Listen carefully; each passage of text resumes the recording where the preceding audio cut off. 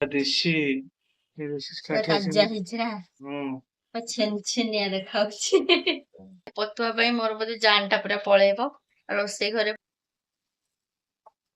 ଗରମ ଗରମ ଧୂଆଁ ବାହାରିଛି ପୁରା। ଟାଇମ ଆସିକି ପାଖାପାଖି 1:44 କରନ୍ତୁ। ପତୁଆଟି ଆସିକି ଶେଷ ଅବସ୍ଥାରେ ପହଞ୍ଚିଛି। ଆଉ ଏଇଟା ବି ଆମେ ଖାଇବା ଟାଇମରେ ସେ କଣ ଏମିତି କରିଲା। କଞ୍ଚା ଲଙ୍କା ଆଉ ଏଠି ପିଆଜ ଦେଖନ୍ତୁ ପକେଇ ଦେଇଛି ପୁରା ବେଶୀ।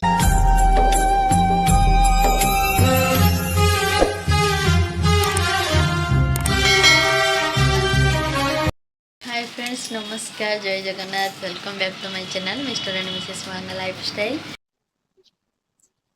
आज खिया जाउची पखाଳ ସାଙ୍ଗକୁ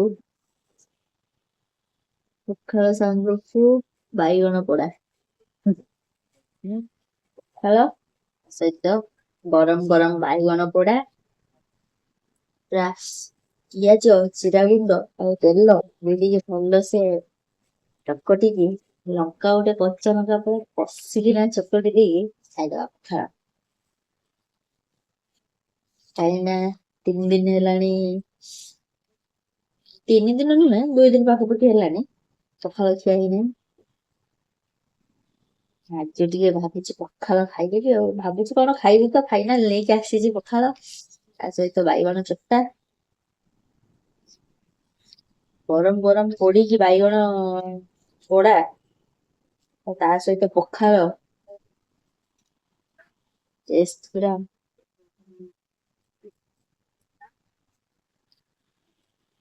ପଖାଳ ତ ପୁରା ଉଡିବ ଖାଲି ଆଉ ହେଇଗଲା।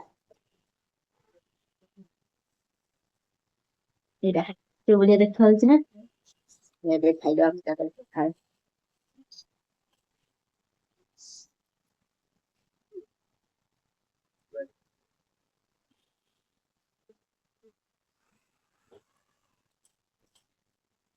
ଯୋଉଠି ଗଲା ଠିକ ଖାଇବା ଟାଇମ୍ ସେଇଠି ଖାଇବା।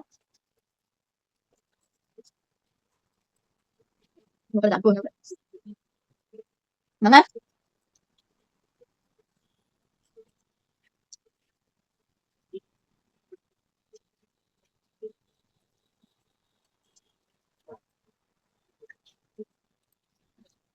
ମାମା ମାମା ପତିକୁ ଦେଖ, ପତିକୁ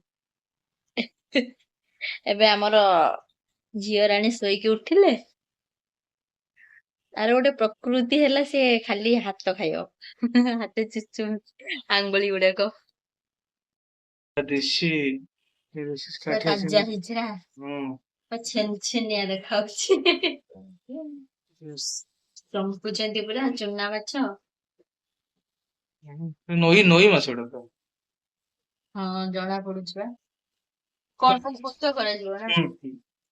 ଆଉ ଟିକେ ଭାଜି ଦେଲି ତ ମତେ। ଏଇଠି ମୁଁ ପେଷ୍ଟ କରିକି ରଖିଛି। ଟିକେ ଚୁନା ମାଛ ସୋରିଷ ବେସର କରାଯିବ। ହଁ, ନେଇକି ଆସିଛନ୍ତି କଦଳୀ ପତ୍ରରେ କରାଯିବ। କାଲି ହେଲା, କାଲିଠୁ ପଞ୍ଚୁକ ଷ୍ଟାର୍ଟ ନା, ଆଉ ଆମିଷ ଖିଆଯିବନି। ବସେଇଛି, ତେଲ ଗରମ ହବା ପାଇଁ ଛାଡି ଦେଇଛି କଢେଇକୁ। ଆଉ ଏଇଠି ମାଛରେ ମୁଁ ଲୁଣ ଆଉ ହଳଦୀ ପୁରା ମିକ୍ସ କରିକି ରଖିଦେଇଛି, ଭାଜିବି। ଆଉ ଏଇପଟେ ଆମର ତାକୁ କଦଳୀ ପତ୍ରରେ ଗୋଡା ଗୋଡି କରିକି ବସା ହେଇଯାଇଛି। ତ ଇଏ ହବ, ସେ ଭିତରେ ମୁଁ ଭାଜିଦେବି ମାଛ। ମୋର ଏଠି ରେଡି ହେଇଗଲା ମାଛ ଭଜା। ତ ଏଥିରେ ମୁଁ କଞ୍ଚା ଲଙ୍କା ଆଉ ଏଠି ପିଆଜ ଦେଖନ୍ତୁ ପକେଇ ଦେଇଛି ପୁରା। ଦେଶୀ ମାଛ ଭଜା ଟା ପୁରା ଭାତ କି ପଖାଳ ଯାହା ସହିତ ଖାଇଲେ ବି ବଢିଆ ଲାଗିବ ଟେଷ୍ଟ। ତ ଏଇଠି ବସିଛି, ଏଇଟା କେତେ ବାଟ ଗଲା ଆଉ ଟିକେ ଦେଖିଦେବି ଏବେ। ତାପରେ ମୋର ରୋଷେଇ ଡ୍ୟୁଟି ସରିବ। ଓହ୍ଲେଇ ଆଣି ସାରିଲେଣି, ଏବେ ଦେଖିବି ଏଇଟା ହେଇଛି କି ନାହିଁ। ଗରମ ଗରମ ଧୂଆଁ ବାହାରିଛି ପୁରା। କିନ୍ତୁ ଏକ୍ଚୁଆଲି ଏଟା ଖାଇବା ପାଇଁ ବହୁତ ଟେଷ୍ଟ ଲାଗେ। ତାକୁ ଦେଖିବା ହେଇଛି କି ନାହିଁ। ଯଦି ହେଇ ନଥିବ ପୁଣି ଆଉ ଥରେ ବସେଇବା ଟିକେ।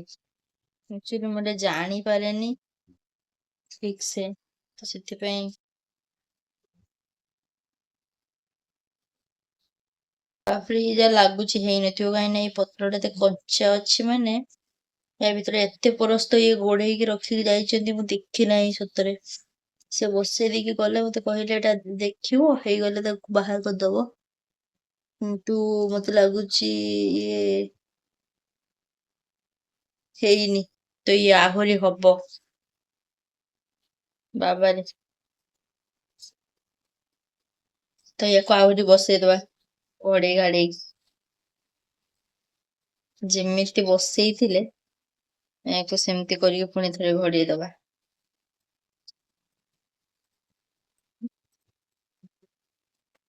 ଲୋ ରେ ରଖିବେ, ନହେଲେ ହାଇ ରେ ରଖିଲେ ଇଏ ପୋଡିଯିବ। ସେଥିପାଇଁ ମୁଁ ଗୋଟେ ପରସ୍ତ ଆଉ 2 ପରସ୍ତ ମାତ୍ର ରଖିକିନା ଏଇଟା କରିଛି। ସେ ଦେଇ ଦେଇଥିଲେ 4 ପରସ୍ତ ପାଖାପାଖି ଦେଇ ଦେଇଥିଲେ।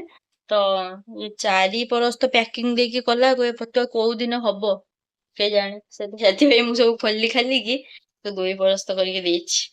ଦେଖିବା କେତେ ଟାଇମ ଲାଗୁଛି।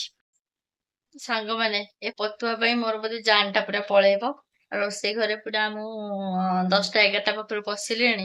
ଆଉ 1:15 ହେଲାଣି। ମୁଁ ମାନେ ଆଗେ ଭାତ କରିଦେଇଥିଲି, ତ ତାପରେ କଦଳୀ ଆଳୁ ତାକୁ ଭାଜି ଦେଇଥିଲି। ତାପରେ ହଉଛି ଆମର ଛତୁ, ତାକୁ ମସଲା ଦେଇକି କରିଦେଇଥିଲି ଛତୁ ମସଲା। ମୁଁ ଏତିକି କରିକି ରଖିଥିଲି। ଏ ବାବୁ ଚାଲି ଆସିଲେ ପୁଣି ମାଛ ନେଇକି। ତ ସେ ମାଛକୁ ସିଏ ତାଙ୍କର, ମୁଁ ସେଇ ଟାଇମ ରେ ମାନେ ଛୁଆକୁ ଧରିଥିଲି, ଝିଅ ଉଠି ପଡିଥିଲା। ସିଏ ତାଙ୍କର ମାଛକୁ ପୁରା ତାକୁ ସଫାସଫି କରିକି ତାପରେ ସିଏ ତାକୁ ତାଙ୍କର ଆକ୍ଚୁଆଲି ମାଛ ପତର ଟିକେ ବେଶୀ ପସନ୍ଦ। ସେଥିପାଇଁ ପୁଣି ଦେଶୀ ମାଛ ମିଳିଛି। ତ ମୁଁ ଯୋଉ ଛତୁ ମସଲା କରିଥିଲି ତାର ବି ମସଲା ମୁଁ ପାଖାପାଖି ରଖିଥିଲି, ପ୍ରାୟ ରଖିଥିଲି। ତ ସେଥିପାଇଁ ସିଏ କହିଲେ ତାହେଲେ ମାଛ ପତୁଆ ଟିକେ କରିଦବା। ସିଏ ତାକୁ ପୁରା ଘୋଡେଇ ଘାଡିକି ଏକାଥରେ 4ଟା କି 5ଟା ପାଖାପାଖି ପୁରା ପ୍ୟାକିଂ କରିକି ତାକୁ ବସେଇଛନ୍ତି। 4-5ଟା ଯଦି ତାକୁ ଘୋଡା ହେଇକି ରଖାଯିବ ତ ସିଏ କେତେବେଳେ ହବ ଆପଣ ମାନେ କହିଲେ। ମାନେ କେତେବେଳୁ ଦେଖୁଛି କଣ ପାଇଁ ହଉନି କଣ ପାଇଁ ହଉନି, ଦେଖିଲାକୁ ଖୋଲିଲା ବେଳକୁ ତାପରେ ଏମିତି ହେଇକି ପୁରା 4ଟା ପାଖାପାଖି ବାହାରିଲା। ସେଥିପାଇଁ ମୁଁ ତାକୁ ଖୋଲିକି ପୁଣି 2 ପରସ୍ତ ହଉଛି ଦେଇଛି। ତ ଏଇଟା ହିଁ ଶୀଘ୍ର ହେଇଯିବ।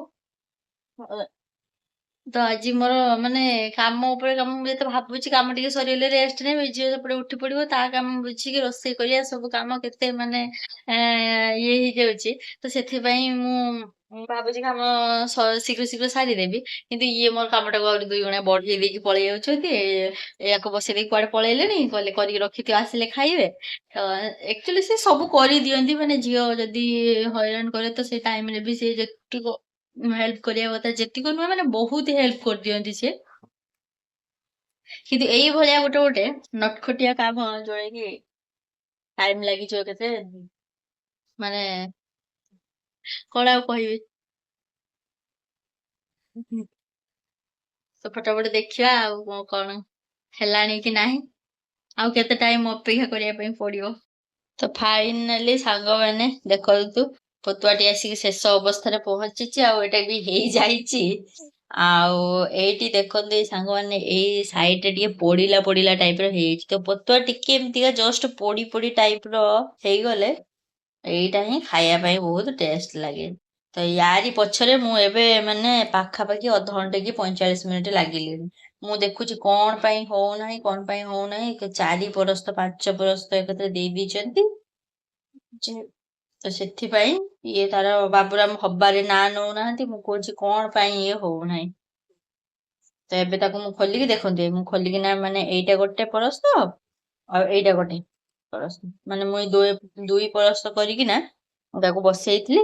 ଦେଖନ୍ତୁ ଯା ହେଇଯାଇଛି, ଦେଖନ୍ତୁ ସାଙ୍ଗମାନେ କେତେ ଧୂଆଁ ବାହାରୁଛି, ଆଉ ଲୁକ୍ ଟା ବି ବଢିଆ ଦେଖାଯାଉଛି। ଭଲ ଲାଗୁନି? ଇଏ ପୁରା ହଉଛି ପଖାଳ ସହିତ ଇଏ 100ରେ ଉଡିବା ମାନେ ଜିନିଷଟା ଏଇଟା ଆକ୍ଚୁଆଲି। ଆଉ ଏଇଟା ମାଛ ଭଜା କରିକି ରଖିଛି, ଆଉ ପାଟି ପୁରା ଛକ ଛକ କଲାଣି। ସାର ଆସିଲେ ଖାଇଦବା। କଡେଇ ବି ଫାଙ୍କା କରିକି ସବୁ ରଖିଛି, ଏଠି ସବୁ ଧୁଆ ଧୁଇ କରିକି ସାରି ଦେଇଛି। ଆସିଲେ ଖାଲି ସେ ଖାଇବେ, ସେ ଖାଇବେ ମୁଁ ବି ଖାଇବି। ଭାତ ସହିତ କଦଳୀ ଆଳୁ ଭଜା, କି ମାଛ ଦେଶୀ ମାଛ ଭଜା, ପିଆଜ କଞ୍ଚା ଲଙ୍କା ପଡିକି। ଆଉ ଏଇଟା ସବୁଠାରୁ ଟେଷ୍ଟି ଆଇଟମ ହେଲା ମାଛ ପତୁଆ। ଆଉ ଇଏ ହେଲା ଆମର କଣ ଛତୁ ମସଲା। ଯେତିକ ଆଇଟମ ଆଜି ସବୁ ହେଇଛି। ତ ଖିଆଯିବ। ସାର୍ଙ୍କ ପାଇଁ ଆସନ ପଡିଗଲାଣି। ସବୁ ଆମର ଆସିନାହାନ୍ତି, ଯାଇଛନ୍ତି ଟିକେ ବାଥରୁମ୍। ଆସିଗଲେ ଆମେ ଫଟାଫଟ ଖାଇବା।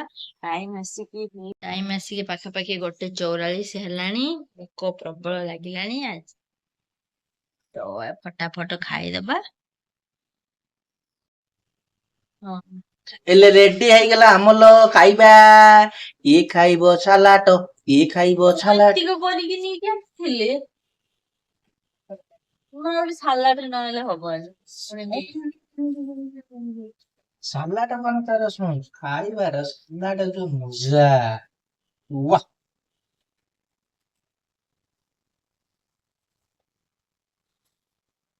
ହଉ ଚାଲ ଖାଇବା, ଭୋକ ଲାଗିଲା। ଲୁଣ ପକେଇଛ ନା? ହଁ ହଁ। ସାଲାଟ ସାଲାଟ ସାଲାଟ ବାଇଗଣ କୁତୁ, ବିରିୟାନୀ ବିରିୟାନୀ। ନାଇଁ ତ ନାଇଁ ବାବା ନାଇଁ ବିରିୟାନୀ ଆଣିକି କବାନ ନାହିଁ ନାହିଁ।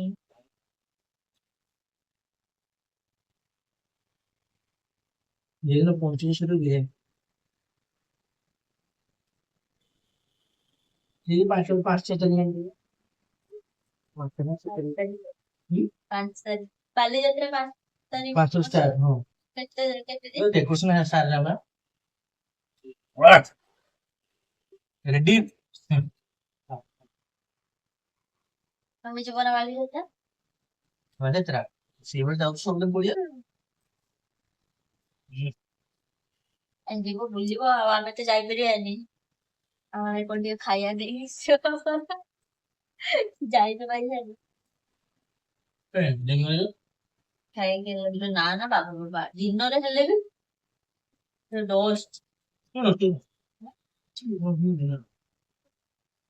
ଦିନ ବି ଦୋକାନ ଖୋଲା ହୁଏ ନା।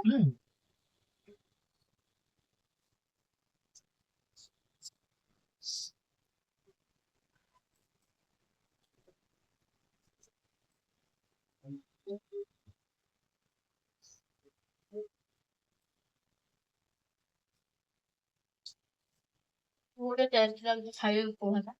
ସବୁବେଳେ ଟେଷ୍ଟ ଅଛି ସବୁବେଳେ ହେଲ୍ଦି ଖାଦ୍ୟ।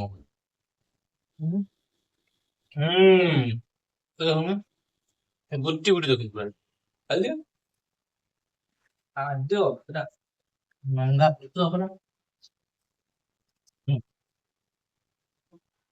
ଭଚାଳ କେତେ ଟାଇମ ବସିଥିବ କହିଲ? ଭଲ ବସିଛି। 40 ମିନିଟ 45 ମିନିଟ ପାଖାପାଖି ବସିଲା। କହୁଛି କଣ ପାଇଁ ହଉନାହିଁ ସେ ଖୋଲିକି ଦେଖିଲା ବେଳକୁ ତମେ ଆସିଥିଲେ।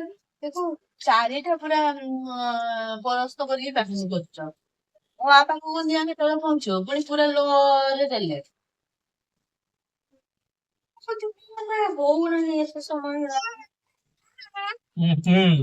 ସମୟ ପାଇବ ଦେଇବା ସମୟ ପାଇବ ଖାଇବୁନି ଖାଇବୁନି। ଦେଶୀ ମାଛ ଭଜା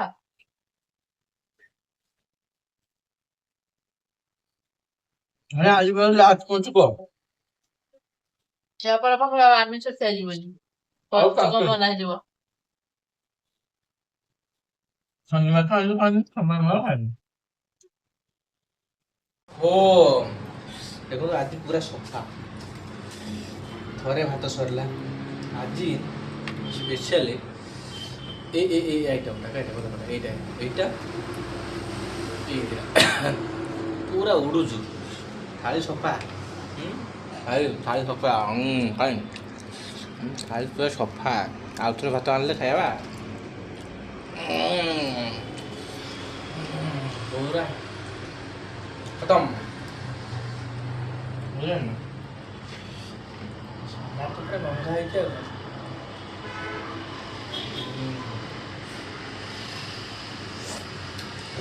ଭାତ ନେଇକି ପୁଣି ପଳେଇ ଆସିଥିଲି। ପୁଣି ଡାକିବା ଆଉ ଖାଅ ଖାଅ। ମତେ କିନ୍ତୁ ନିଦ ପ୍ରବଳ ଆସିଲାଣି ଆଖିକୁ ଦେଖିକି ଜାଣିପାରୁଛି ନିଦ ଆସିଲାଣି। ତାପରେ ଖାଇକି ଶୋଇ ପଡ଼ିବା। ମାମା ଟିକେ ମଝିରେ ଡିଷ୍ଟର୍ବ କରିଥିଲା। ହଁ ତାପରେ ମଝିରେ ଡିଷ୍ଟର୍ବ କରିଦେଲା କଣ କରିଥିବେ ଆପଣ ମାନେ ଭାବୁଥିବେ କମେଣ୍ଟରେ ଟିକେ ଜଣେଇବେ ତ ଛୋଟ ପିଲା ଆମେ ଖାଇବା ଟାଇମରେ ସେ କଣ ଏମିତି କରିଲା ଯାହା ପାଇଁ ଆମକୁ ଉଠିକି ଯିବାକୁ ପଡିଲା କଣ ଏମିତି କରିଥିବ ଭାବିକି କହିବେ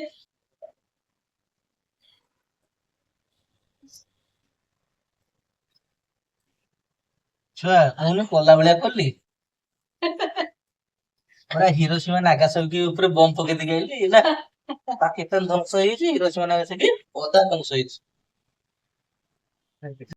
ଭିଡିଓଟି ଆପଣ ମାନଙ୍କୁ କେମିତି କଣ ଲାଗିଲା ତ କମେଣ୍ଟ ମାଧ୍ୟମରେ ନିଶ୍ଚିତ ଜଣେଇବେ। ତ ଚାଲନ୍ତୁ ବ୍ଲଗଟିକୁ ଆଜି ଏଇଠି ଏଣ୍ଡ କରିବା। ରହୁଛି ନମସ୍କାର, ଜୟ ଜଗନ୍ନାଥ।